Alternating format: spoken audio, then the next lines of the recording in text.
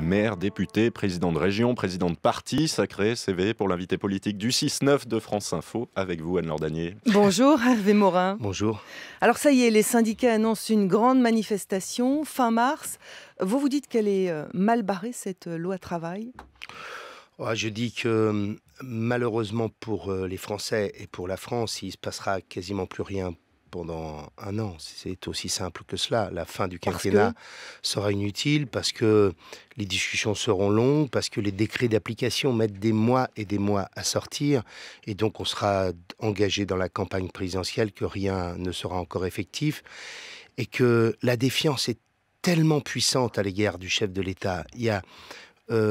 On respecte à peine la fonction aujourd'hui, alors que vous savez à quel point dans l'imaginaire collectif, la fonction présidentielle est immense. Je crains qu'on ait une fin de mandat qui soit assez pathétique, honnêtement. Vous êtes pour un grand toilettage, vous, du Code du travail? Écoutez, moi je pars simplement d'une idée simple, c'est que toutes les études économiques sérieuses, pas idéologiques, démontrent qu'il y a en fait un droit du travail qui favorise ce qu'on appelle en général les insiders, c'est-à-dire qui favorise ceux qui ont déjà un CDI et qui laisse sur le côté ceux qui n'ont pas de boulot et ceux qui ne sont pas qualifiés. Et toutes les études le montrent, il n'y a pas de raison que la France traîne un chômage de masse pareil quand les autres pays européens réussissent le plein emploi. Mais ce n'est pas simplement les Anglais, c'est aussi les Allemands, les Autrichiens, les Suédois, à leur façon, chacun avec son modèle. Et vous voyez bien que qu'est-ce qui est le plus déstructurant pour la société française? C'est le fait de ne pas avoir de boulot. Alors, vaste chantier. Vous compatissez avec la tâche de Myriam El Khomri, la ministre du Travail. Vous avez tweeté le 1er mars, quand elle a fait son malaise, accident. Mon soutien amical à Myriam El Khomri. Quand on est dans le tambour de la machine à laver médiatico-politique, c'est violent. Oui, parce que j'ai analysé ça personnelle comme ça. Oui, j'ai été au gouvernement, j'en ai tous vécu des moments difficiles.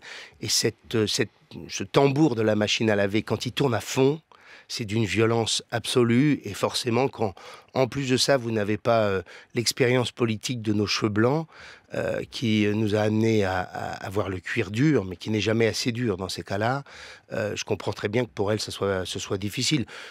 La politique n'empêche pas d'avoir un peu d'humanité, si je puis dire. Vous êtes président d'une région où il y a beaucoup d'éleveurs, la Normandie. Vous avez fait un tour au Salon de l'Agriculture, comme tous les politiques. C'est la tradition. Bon, c'est pas que la tradition, sont aussi mes origines, c'est ma vie, quoi. Alors justement, vous, c'est quoi vos solutions pour les aider, ces agriculteurs qui traversent une crise dramatique? Il y a plusieurs sujets. Bien entendu, il doit y avoir, s'il le faut, des interventions européennes pour garantir un marché minimum. Mais au-delà de ça, il faut bien avoir en tête qu'on ne vit pas tout seul. On vit en Europe avec une politique agricole qui est partagée par les autres. Alors bien entendu, il faut qu'on ait les mêmes conditions de production. Et les agriculteurs vivent ce que vit la totalité de l'économie française. Est-ce que quand on dit j'entends souvent ça en disant mais finalement il faudrait que les autres s'adaptent, il faudrait qu'on soit dans une situation égale en Europe. Mais les autres pays européens nous disent mais c'est vous qui n'êtes pas sur le même pack que nous. Quand les Allemands vous disent mais vous avez 130 ou 140 milliards d'euros de prélèvements obligatoires de plus que nous, quand vous avez une dépense publique qui atteint 58% du PIB, on ne va pas s'adapter à votre modèle qui ne marche pas. Alors il faut que les agriculteurs s'adaptent. Donc il y a des éléments de ce genre. Et puis après il y a des éléments propres aux agriculteurs. Il faut que les exploitations agricoles, autant que possible, vivent sur le principe de l'autonomie. Il faut améliorer l'autonomie, notamment l'autonomie fourragère, l'autonomie alimentaire, pour qu'ils dépendent moins du soja, des aliments qu'ils achètent. Il faut bien entendu faire en sorte qu'on valorise tous les segments de production des agriculteurs, à chaque fois qu'on peut créer de la valeur. Et puis il faut faire en sorte que nos agriculteurs rétablissent un tant soit peu des conditions d'équilibre avec l'amont et l'aval de la filière. Et donc il faut des organisations de producteurs, en grosso modo que des éleveurs se mettent tous ensemble et pèsent assez pour dire à une laiterie, vous n'allez pas nous traiter comme des serfs du Moyen-Âge. Vous venez de parler du modèle français avec ses cotisations, sa dépense publique. C'est aussi elle qui permet d'avoir un SMIC que l'Allemagne vient de mettre en place. C'est elle aussi peut-être qui protège contre des travailleurs détachés qui sont nombreux dans les productions de porc en Espagne, en Allemagne. Est-ce que ça nous protège des travailleurs détachés? Non. Est-ce que la question du salaire minimum est remise en cause quand on dit qu'on a 58% de dépenses publiques? Non. Non, mais si l'Allemagne y vient, c'est peut-être que c'est pas si mauvais. Mais moi, je suis pour un salaire minimum, bien entendu. J'ai jamais dit le contraire. Ça passe par de la dépense publique. Mais ce que je dis aussi, c'est que notre système est tellement lourd, la carrosserie est tellement lourde que même si on a un moteur extrêmement efficace, la voiture finalement va pas assez vite. C'est ça le sujet. Et quand vous vivez 20 ans de chômage de masse avec des Français qui aujourd'hui sont tellement éloignés du travail que le retour au travail devient extrêmement compliqué, tant ça dure depuis des années, eh bien on finit par avoir une société qui tourne dans la violence, qui, pour une partie, va vers le radicalisme faute d'horizon, et enfin, des chefs d'entreprise qui sont découragés, et qui n'investissent plus, ou pas assez. Alors vous avez profité de votre passage au Salon de l'Agriculture pour régler votre petit différend avec l'Orne pendant la campagne des régionales. Vous avez traité ce département de trou du cul du monde. Mais non, c'est pas le département, je parlais. Je trouve ça d'une injustice absolue. Je vis dans un tout petit village de Normandie moi-même. J'y suis né. Et j'ai simplement, devant 300 personnes, il n'y en a pas un qui a bougé. C'était un débat avec le MEDEF, avec mon opposant politique du moment, où je voulais démontrer par une image un peu forte que d'un petit village, en effet, de Normandie, qui était là en l'occurrence dans l'Orne, on pouvait, grâce à la marque Normandie, exporter aux États-Unis, puisque le patron m'avait dit le mot Normandie, c'est magique, c'est un imaginaire fabuleux pour exporter. Alors après ça, on a caricaturé quelque chose qui chez moi n'est pas péjoratif. Mes parents et mes grands-parents, je les ai entendus toute ma vie dire que quand on leur disait « mais vous vivez où ?», ils commençaient souvent par cette formule. Le trou du cul du monde. Bon, ils vous en veulent pas tellement parce qu'ils vous ont invité à la foire au Boudin le 19 mars à Mortagne-au-Perche. Hein, c'est dans l'Orne. Oui, voilà. Alors un sujet plus... la lutte contre le terrorisme, en ce moment, la loi pénale est en discussion à l'Assemblée. Et hier, les Républicains ont fait passer un amendement pour pénaliser les constructeurs de smartphones qui refuseraient de délivrer toutes les données aux enquêteurs. Est-ce que vous seriez d'accord, ça vise Apple, hein, soyons clairs, est-ce que vous seriez d'accord pour qu'Apple ou Samsung, je ne sais pas quelle est la marque de votre téléphone, donne vos SMS, vos mails, toutes vos données? Enfin, déjà, il faut être lié à une enquête, mais ça peut être de très loin aussi. Vous dire, ça peut être de très loin. Après, les questions, c'est comment s'engage l'enquête. Mais enfin, déjà, ça peut se faire. Ça peut se faire dans le cadre d'une procédure judiciaire.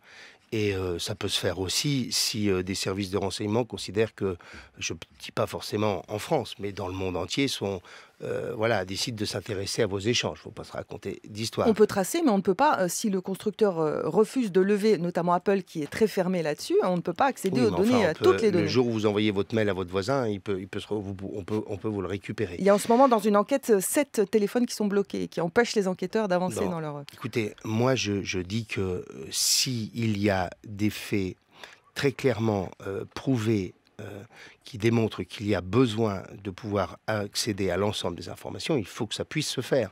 C'est tout. Il s'agit de la sécurité de nos compatriotes. Donc je sais que je suis attentif aux questions des libertés, que je considère qu'il faut être très vigilant parce qu'on met en place des dispositifs qui sont là pour des décennies et dont on ne sait pas quelles peuvent être les dérives. Mais je dis aussi qu'on a besoin d'avoir les moyens de mener les enquêtes pour lutter contre le terrorisme. Vous y êtes favorable? Oui.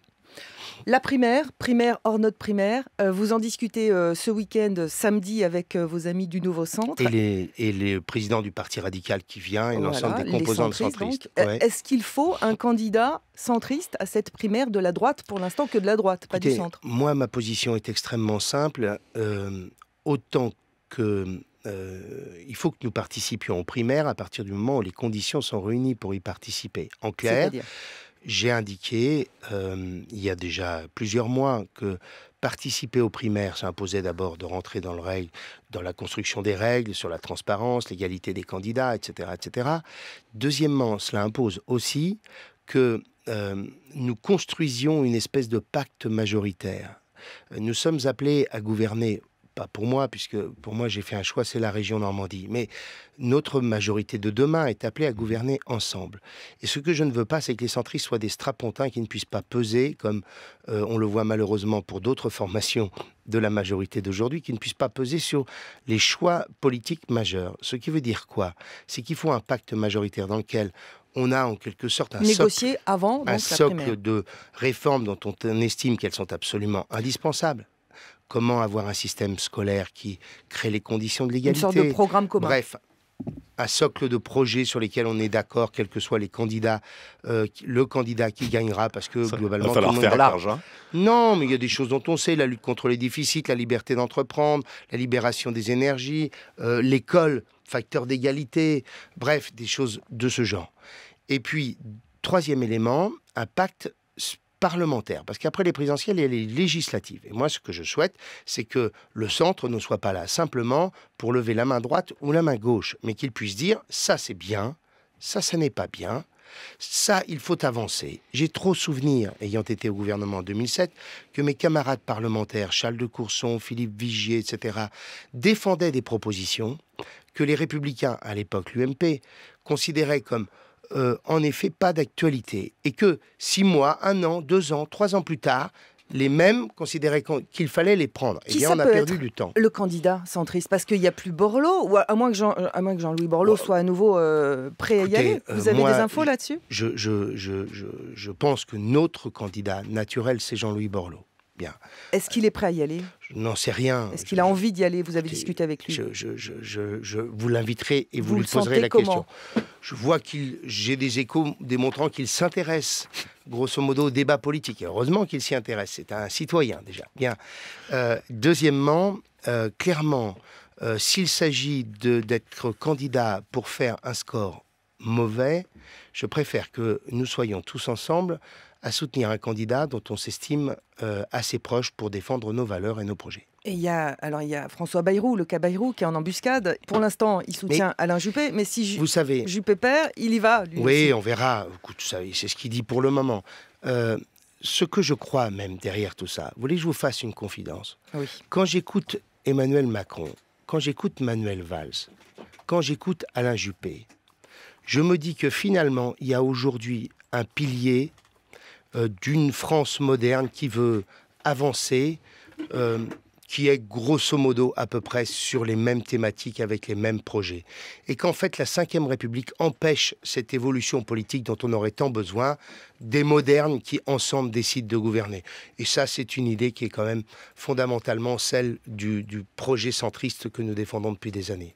Vivement le candidat du parti Les Modernes, alors Hervé Morin, Merci. président du Merci. Nouveau Centre et de la région Normandie, invité de France Info.